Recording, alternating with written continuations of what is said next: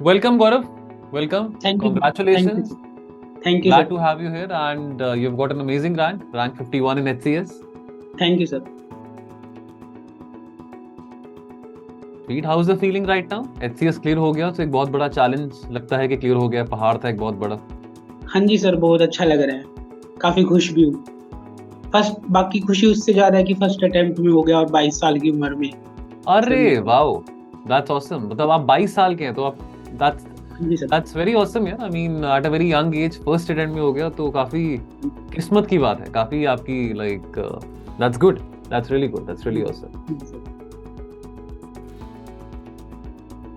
तो कहाँ से हैं गौरव आप कहाँ से बिलोंग करते हैं? सर मैं विलेज सात रोड हिसार डिस्ट्रिक्ट हरियाणा से बिलोंग करता हूँ। हिसार डिस्ट्रिक्ट से हैं, ओके। तो आपकी स्कूलिंग वगैरह वहीं पे हिसार में हुई सारी? जी सर, मेरी स्कूलिंग यहाँ पे NOSPS स्कूल है, वहीं से हुई है। ऑलराइट, और ग्रेजुएशन आपने क्या किया ग्रेजुएशन में? Sir BA programme in mathematics and economics. Okay, वो आपने कहाँ से, हिसार से किया? हाँ जी सर, हिसार से ही किया था। तो आप अपनी ग्रेजुएशन के टाइम से ही आपने तैयारी शुरू कर दी होगी कॉम्पिटिटिव एग्जाम्स के लिए? हाँ जी सर, क्योंकि कोरोना आ गया था तो ऑनलाइन हो रहा था सारा सिस्टम। जी जी जी जी जी। तो that was a blessing in disguise for me. जी जी जी जी जी जी जी। सर उसका बहुत फिर मेरे को फायदा मिला। तो कोविड का आपने अच्छा यूटिलाइजेशन किया और आपने कोविड के समय में अपनी तैयारी चाहे वो स्टेट PCS की है, UPSC की है, वो आपने शुरू करी। ग्रेट। तो कैसा रहा सफर आपका? ये आपने जैसे कहा कोविड के दौरान आपने ये तैयारी करी और आपने ज्यादा सीरियसली फोकस किया, तो कैसे सपोर्ट पेरेंट्स से, दोस्तों से, कैसे रहा था पूरा मोमेंटम? सर डेफिनेटली, क्योंकि वो कोविड टाइम में नेगेटिविटी भी ज्यादा थी, इतनी फैटेलिटी और मतलब थोड़ा सा नेगेटिव माहौल था, लेकिन उस जो हमारा मोटिवेशन था कि पब्लिक सर्विस में ही जाना है, तो सर वही प्राइम एम था, तो उसी की तरफ लगा रहा सर। बाकी फैमिली का सपोर्ट भी बहुत था और फ्रेंड्स का भी सर बहुत सपोर्ट था। उनके सपोर्ट के बिना तो कोई हो ही नहीं सकता यहाँ, क्योंकि इतना अप्स एंड डाउन्स आते हैं जर्नी में। जी जी जी जी जी। इतना डिफिकल्ट हो जाता है, कई बार मार्क्स नहीं आते, कभी मेंस में नहीं आते, कभी प्रीलिम्स में नहीं आ रहे होते, तो वो खुद को मोटिवेट करना भी एक चैलेंज ही होता है सर। फिर भी लगे रहना अपने एम की तरफ। कैसे मोटिवेट करते थे अपने आप को? सर मोटिवेशन तो यही था कि मतलब दूसरा कोई ऑप्शन नहीं रखा था मैंने मेरे पास +2 में PCM था, तो उससे स्विच करा था मैंने BA में सिविल सर्विसेज के लिए ही जी। तो माइंड ये में सिर्फ यही था कि यही करना है जी, तो इसलिए वही मोटिवेशन था सर। जहां तक हम जैसे ऑनलाइन रिसोर्सेज की बात करें गौरव, जैसे आपने कहा कि कोविड के बाद बहुत ज्यादा कंटेंट, बहुत बेहतरीन कंटेंट ऑनलाइन भी देखने को मिल रहा था, तो स्लीपी क्लासेस के बारे में आपको कब पता लगा? सर जब मैं ढूंढ रहा था कि ऑप्शनल क्या चाहिए जी। तो सबसे देखते हैं तो मेरे को थोड़ा सा सोशियोलॉजी मैंने अपने हैंड में पढ़ा था, तो मेरे को इंटरेस्टिंग लगा। तो फिर ये मतलब आप ढूंढते हैं कि सोशियोलॉजी, तो सबसे पहले स्लीपी क्लासेस का ही नाम आता है। जी जी। चाहे वो सृष्टि मैम हो या जागृति अवस्थी मैम हो, जी। तो सारी स्लीपी क्लासेस से ही सोशियोलॉजी के लिए वही प्राइम सोर्स बताते हैं सर। तो पहले वो वीडियो देखी थी, फिर मैंने स्लीपी क्लासेस से ही टेस्ट सीरीज ले रखी है मेंस की, वो भी मिल चली। हाँ जी sir. Very good, very good. तो आप शेखर सर की वीडियोस? हाँ जी सर, वो शेखर सर की वीडियोस बहुत हेल्पफुल है स्लीपी सोशियोलॉजी के लिए। Great, awesome. पूरी वो आवाज बजती रहती है माइंड में वीडियोस की, कई बार देखा है मैंने उनको, तो 3-4 बार YouTube पे जो फ्रीली अवेलेबल है। राइट, तो आप वीडियोस को मतलब लगातार आपने वो सारी की सारी जो वीडियोस, जो प्लेलिस्ट है सोशियोलॉजी की, वो आप 2 से 4 बार देख चुके हैं? हाँ जी सर। अरे वेरी गुड, वेरी गुड। और उसके अलावा स्लीपी क्लासेस के जो बाकी इनिशिएटिव्स हैं, GS ओरिएंटेड इनिशिएटिव्स हैं, क्या उसके बारे में भी आपको पता था? उसको भी फॉलो कर रहे थे? प्रीमिक्स को फॉलो करता हूँ मैं सर। प्रीमिक्स को फॉलो करते हैं? MCQ आते हैं ना सर, वो 5 MCQ। ओके, वो जो रात को 10 बजे जो हमारे 5 MCQs आते हैं। हाँ जी सर, उनको अटेम्प्ट करता हूँ मैं अटेम्प्ट। फिर वो वीडियो सॉल्यूशंस भी आते हैं उनके। Great, great. और कौन से आपने ऑनलाइन सोर्सेज फॉलो करे कोविड के दौरान या ये पिछले 2-3 सालों में अपनी तैयारी में? और कौन से ऑनलाइन सोर्सेज या यूट्यूब चैनल्स आपने फॉलो करे? सर सोशियोलॉजी के लिए तो पहले तो मैंने यही सोशियोलॉजी के लिए तो स्लीपी क्लासेस, और स्लीपी क्लासेस के ये GS के भी टॉपिक्स देखता हूँ मैं कई बार, इकोनॉमिक्स के। और सर बाकी जीएस के लिए बाकी एनसीईआरटीज का भी आता है, स्लीपी क्लासेस का शायद है कोई। जी हाँ जी सर, एक वो भी फॉलो करा है सर मैंने। जी जी और सर बाकी एग्जाम मतलब ये कई सोर्सेज होते हैं जो हर रोज एमसीक्यू डालते हैं, वो भी मैं प्रैक्टिस करता हूँ न्यूज़पेपर जी के हर रोज जी एमसीक्यू 10, कोई 10 जी डालता है कोई 5 डालता है सर, वो भी जी हेल्पफुल आई होता है गेट बहुत। I get that. एचसीएस का जो पैटर्न है, यदि हम प्रीलिम्स का पेपर भी देखें एचसीएस का, तो इतना आसान नहीं है। लेवल जो हाँ है, जी सर। डिफिकल्टी लेवल अच्छा खासा है। हाँ जी तो सर। अगर हम एचसीएस की बात करें तो क्या क्या स्पेसिफिक एक्स्ट्रा चीजें आपने पढ़ी हरियाणा सिविल सर्विसेज के लिए? क्या आपने अपनी तैयारी में कोई मॉडरेशन किया जब आप यूपीएससी की तैयारी अलग से कर रहे हैं, एचसीएस की अलग से कर रहे हैं, या आपने तैयारी इंटीग्रेटेड रखी है अपनी दोनों चीजों के लिए? सर मैंने मतलब बिल्कुल भी वो सेग्रीगेटेड नहीं रखा। मैंने यूपीएससी की तैयारी कर रहा हूँ मैं, ये आ गया था बीच में तो ये इसका ही दिया है। बाकी जो हरियाणा का स्पेसिफिक है उसके लिए एक हरियंत की बुक आती है हरियाणा की, वो पढ़ी थी सर। बाकी सारा यूपीएससी की का ही पढ़ रखा है। हरियाणा स्पेसिफिक का सिर्फ वो प्रीलिम्स में आता है, वो 5 एमसीक्यू हरियाणा स्पेसिफिक की। जी जी सर जी, उसके बाकी लिए आपने पूरा यूपीएससी और एनटीटी अपनी तैयारी करी? जी सर। जी, और ग्रेट। हम प्रीलिम्स का पैटर्न देख रहे हैं, आप क्लोजली यूपीएससी का भी प्रीलिम्स का तौर तरीका देख रहे होंगे। पिछले 2-3 सालों में तो अच्छे अच्छों की हवा उड़ गई है, काफी हाँ जी सर। मुश्किल क्वेश्चंस आ रहे हैं। सीसैट हाँ जी इंटरेस्टिंगली सर। बड़ा कॉम्पिटिटिव हो रहा है। वैसे आपने मैथमेटिक्स कर रखी है बीए में साथ के साथ, तो एक अच्छा हाँ आपको जी। फायदा भी रहेगा कि मैथ्स आपने पढ़ी रखी है, तो आगे जाके आपको सीसैट में प्रॉब्लम नहीं आएगी। तो हाँ जी सर। क्या लग रहा है, कैसा आपका क्या व्यू पॉइंट है being a 22-23 year old youngster जो कि अभी प्रिपेयर कर रहे हैं? क्या आपको लग रहा है बदलते पैटर्न के साथ प्रीलिम्स का कैसे गेम बदल रहा है? सर प्रीलिम्स देखे तो काफी मतलब डाइसी साइड हो रहा है। तो कट ऑफ से भी आप लगा ही सकते हैं कि पिछले साल भी 87 के अराउंड ही थी, और अब की बार तो शायद उससे भी नीचे जाने वाली है। तो डिफिकल्ट हो रहा है, और सोर्सेज भी काफी जैसे अब की बार के प्रीलिम्स में लक्ष्मीकांत से डायरेक्ट क्वेश्चन नहीं आए। जैसे प्रेसिडेंट के वोटिंग सिस्टम पे आ गया था, वो आई थिंक किसी को भी नहीं आता होगा, वो इतनी डिटेल में कोई पढ़ता भी नहीं है सर। लेकिन अगर आप बेसिक सोर्सेज पे स्टिक करेंगे तो आई थिंक कि वो हो जाएगा मैनेज, क्योंकि it is a relative competition की एब्सोल्यूट नहीं है प्रीलिम्स की कट ऑफ। तो वो जितना सब पढ़ते हैं तो वो उसी से कट ऑफ बनती है सर। तो घबराने की बात नहीं है, मतलब जो बेसिक सोर्सेज है उसको बहुत अच्छे से पढ़ेगा, जैसे कि एनसीईआरटी हो गई और स्टैंडर्ड बुक सर। क्या आपको लगता है कि आप क्या रणनीति अपनाएंगे अगले साल? आपने यूपीएससी का पेपर देना है प्रीलिम्स के लिए। सर अभी मैं मतलब मेरी तो यही होती है कि जनवरी फरवरी तक तो थोड़ा मेंस ओरिएंटेशन ही रहे, अपने ऑप्शनल पे जोर दिया जाए और एथिक्स पे जोर दिया जाए, तो फिर बाद में आप थोड़ा सा प्रैक्टिस कर सकते हैं। और आप डेली, या फिर मैं तो जैसे करता हूँ कि डेली 10 एमसीक्यू लगाता हूँ किसी भी सोर्सेज से, वो भी बहुत हेल्पफुल रहता है कि आप टच में रहते हैं एमसीक्यू सॉल्व करने की टेक्निक में भी। और आंसर राइटिंग तो करनी होती है, वो तो जानी है इसकी, जी यूपीएससी या स्टेट पीसीएस हो गए। जी जी जी, मेन तो आंसर राइटिंग भी है, हाँ जी अल्टीमेटली सर। तो आंसर राइटिंग नहीं रैंक हाँ दिलाना जी है। सर। हाँ जी सर। तो आप जैसे अभी 10 एमसीक्यूज कर रहे हैं, तो आप कोई टेस्ट सीरीज आप आगे जाके ज्वाइन करेंगे क्या? आप मतलब प्रीलिम्स के लिए आप क्या एक एक श्योर शॉट आपको लगता है कि स्ट्रैटेजी जो कि आपके लिए काम कर सकती है? क्योंकि आपने ऑलरेडी एचसीएस का कॉम्पिटिटिव प्रीलिम्स निकाला है, इतना आसान नहीं था एचसीएस का prelims, it was very difficult. तो क्या रणनीति आप अपनाएंगे प्रीलिम्स के लिए? जो बाकी बच्चे हैं जो अगले साल पेपर देंगे, आप ही के एज ग्रुप के जो हैं, या हो सकता है कि आपसे भी बड़े हो और वो अभी 2-3 बार प्रीलिम्स ना क्लियर कर पा रहे हो, तो क्या ऐसा आप रणनीति अपनाना चाहेंगे और क्या उनको मैसेज देना चाहेंगे? सर रणनीति तो यही रहेगी कि ज़्यादा से ज़्यादा प्रैक्टिस करें, जितने हो सके उतने मॉक टेस्ट लगाएं, क्योंकि प्रैक्टिस का बहुत फ़ायदा मिलता है सर। इसमें एचएस के लिए भी मैंने भी कई मतलब अराउंड 50 से तो ज़्यादा ही लगाए होंगे मॉक टेस्ट। उसका सर मेरे को फ़ायदा भी मिलता है, प्रैक्टिस हो जाती है, हमें स्मार्ट गैसिंग करना आ जाता है, और मतलब कैसे क्वेश्चन को टैकल करना है और किस फील्ड से ज़्यादा फोकस एरिया हो जाते हैं। और एक इम्पोर्टेंट चीज़ होता है कि प्रीवियस ईयर क्वेश्चन, वो तो सर बहुत ही इंपॉर्टेंट होते हैं, चाहे यूपीएससी हो चाहे स्टेट पीसीएस हो। उनसे आप वो एरिया मैप आउट कर सकते हैं कि कौन से एरिया से ज़्यादा यूपीएससी पूछ रही है, या स्टेट पीसीएस में भी कौन से एरिया से ज़्यादा आ रहे हैं, क्योंकि थीम्स काफ़ी रिपीटेटिव होती है सर, चाहे यूपीएससी हो या स्टेट पीसीएस हो। मेंस में भी यही हो रहता है, जैसे पॉलिटी में स्पीकर पे क्वेश्चन आप प्रिपेयर करते ही हैं, इम्पोर्टेंट टॉपिक रहता है ये। पार्लियामेंट्री सिस्टम पे भी क्वेश्चन और एक कोऑपरेटिव फेडरलिज्म पे क्वेश्चन, तो ये तो प्रिपेयर करते हो, और ये इनसे घुमा फिरा के यही आ जाते हैं बार बार में, यही पूछे जाते हैं जी। तो सर रणनीति तो यही रहनी चाहिए कि ज़्यादा से ज़्यादा प्रैक्टिस करें और ज़्यादा बुक्स के पीछे ना भागे, एक ही बुक्स को मल्टीपल टाइम्स पढ़े सर जी। बिल्कुल, एब्सोल्युटली 10 किताबें पढ़ने से बेहतर है कि एक किताब को 10 बार पढ़ लिया जाए, वो ज्यादा बेहतर स्ट्रैटेजी रहती है। हाँ जी सर।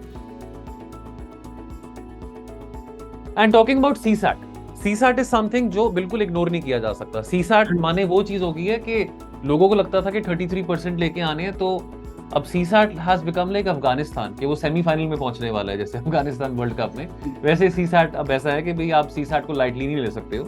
तो जैसे नेदरलैंड्स और अफगानिस्तान ने बड़ी बड़ी टीमों को हराया है, तो अच्छे आईआईटी और आईआईएम के बच्चों को भी सीसैट ने डुबा दिया है। हाँ जी। तो सीसैट के लिए क्या आपकी स्ट्रैटेजी है? बीइंग अ मैथ्स आपने ऑलरेडी बीए में पढ़ा हुआ है।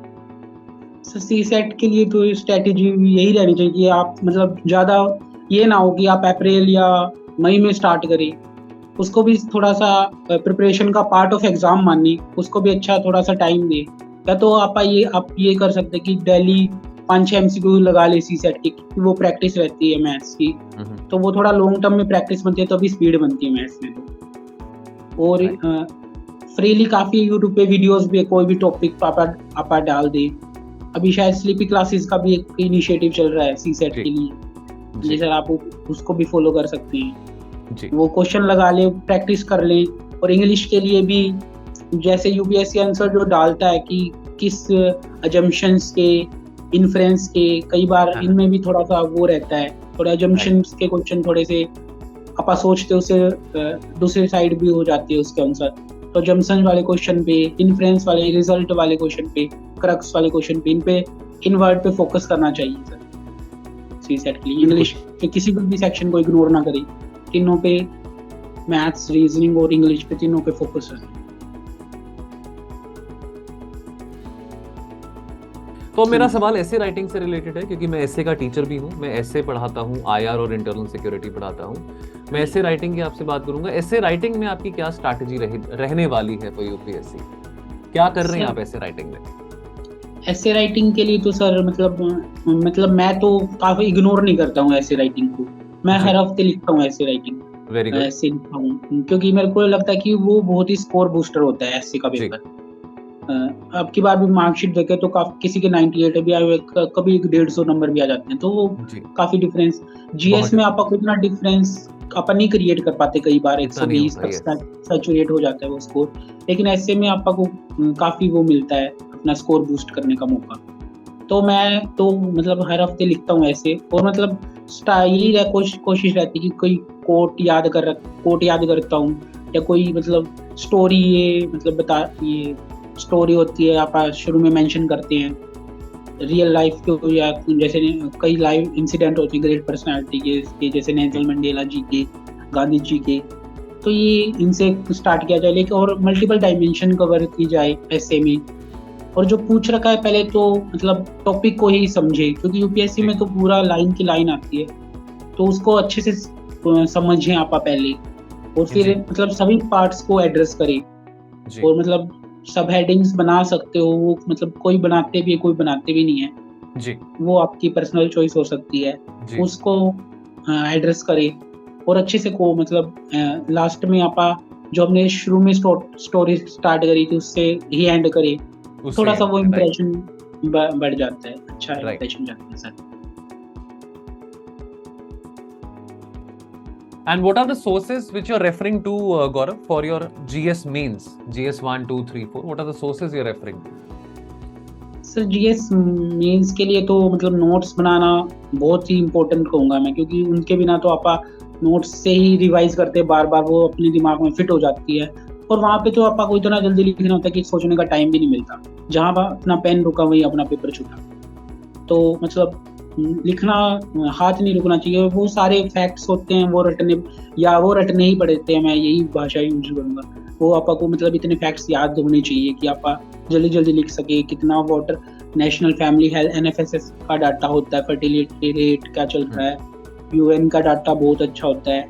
जी हाँ जी सर, ये ministry of health and family ministries का डाटा आप कोट कर सकते हैं, इनसे बहुत जी ही अच्छा इंप्रेशन जाता है एग्जामिनर पर। जी जी और जो GS1 के सोर्सेज हैं, मतलब मेंस के लिए तो हिस्ट्री के लिए तो स्पेक्ट्रम ही पढ़ी थी मैंने, दोनों प्रीलिम्स, और उससे ही हो जाता है मेरे ख्याल से। और जी प्रीवियस ईयर क्वेश्चन बहुत इंपॉर्टेंट होते हैं हिस्ट्री के, काफी रिपीट भी होते हैं। जी और जो सोसाइटी की है, मेरा सोशियोलॉजी ऑप्शनल था, तो मैंने उसके लिए कुछ अलग नहीं पढ़ा था। जी हाँ जी सर। और GS1 में जो ज्योग्राफी है उसके लिए NCERT सिर्फ मैंने रेफर करी थी सर, जो जी +1 की आती है फिजिकल ज्योग्राफी। और जो GS2 की बात करें, उसमें ये पॉलिटी होती है, IR होती है, और गवर्नेंस का टॉपिक्स होते हैं सर। गवर्नेंस के लिए तो आपको खुद प्रिपेयर करना पड़ता है, उसके लिए मेरे को नहीं लगता कि कोई बुक्स मैंने तो पढ़ी नहीं थी, ऑनलाइन सोर्सेज पे काफ़ी अच्छे मिल जाते हैं।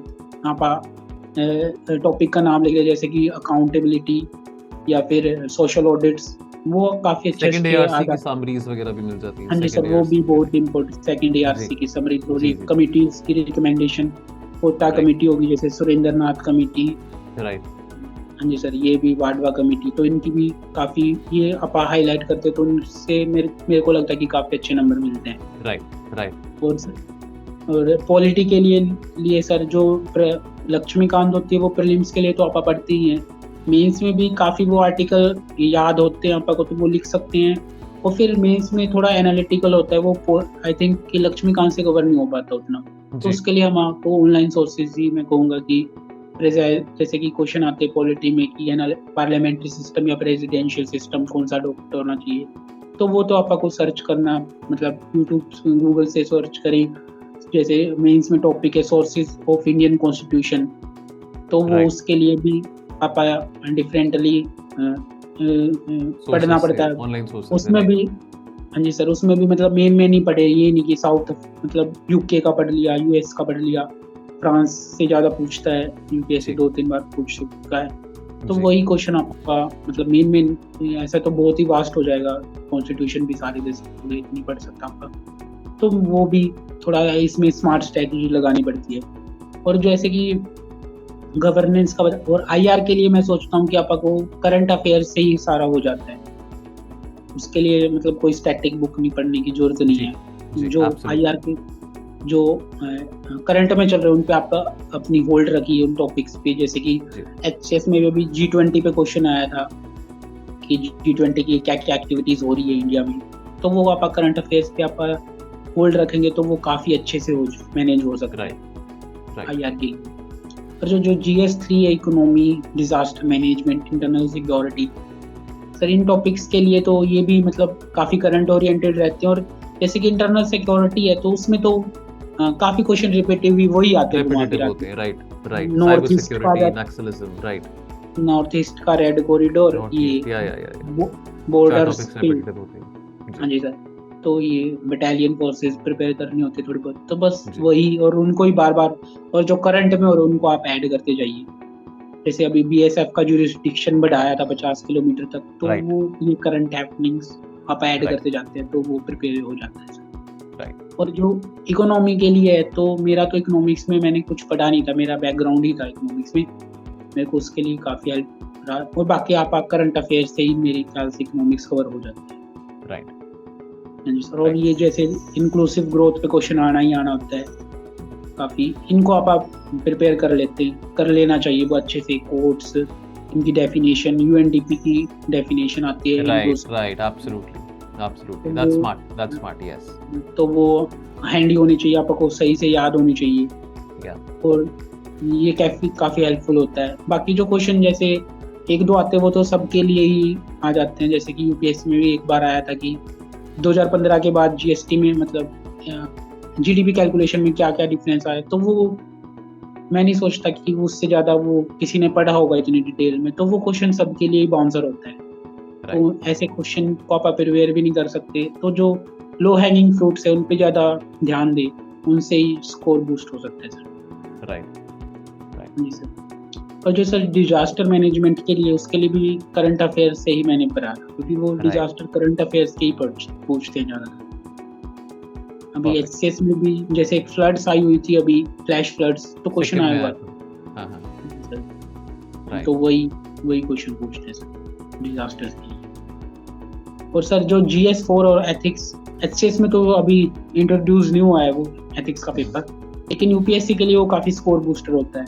Absolutely, absolutely. तो उसके लिए भी आप मतलब कोई बेसिक बुक पढ़ सकते हैं, तो लेक्सिकॉन या जी सुब्बाराव सर की भी बुक आती है, उनको पढ़ें। और सेकंड AR से भी एथिक्स में आप जगह जगह कोट कर सकते हैं ट्रांसपेरेंसी अकाउंटेबिलिटी के लिए, और अपनी मतलब कोट याद होनी चाहिए GS4 में, तो GS4 में भी अच्छा खासा स्कोर बूस्ट हो सकता है इन सोर्सेज से।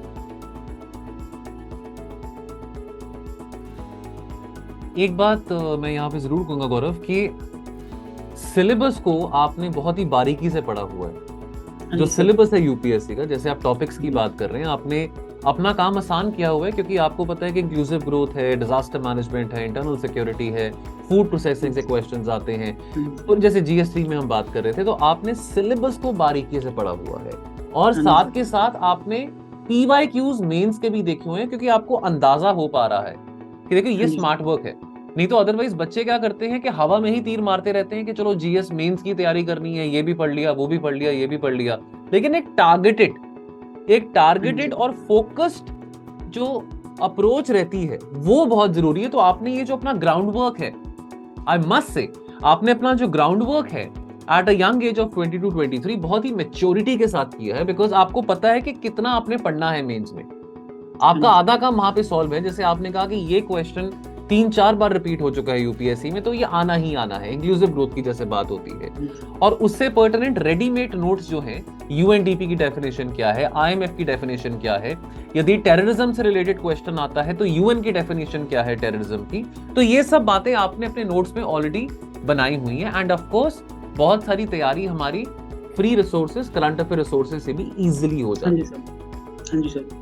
So that is quite good. That is quite good. I must say on that note, गौरव, कि आपकी मेच्योरिटी लेवल से मैं बहुत इम्प्रेस्ड हूँ, बिकॉज बिलीव मी, लाइक 2012-13 में मैंने अपना पहला यूपीएससी का अटेम्प्ट दिया था ना। आई एम श्योर कि मेरी उस वक्त इतनी मेच्योरिटी लेवल नहीं था जितना आपका इस एज पे है जब आप अपना यूपीएससी अटेम्प्ट देने वाले हैं। And I am very sure that we are going to have this conversation once again next year, once you crack UPSC with a flying colors.